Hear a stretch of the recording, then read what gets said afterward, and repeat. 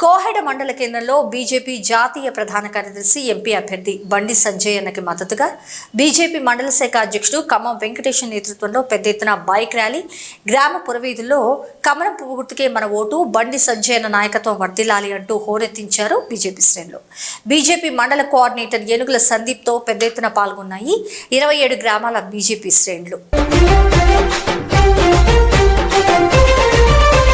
BJP పిలుస్తుంది రా.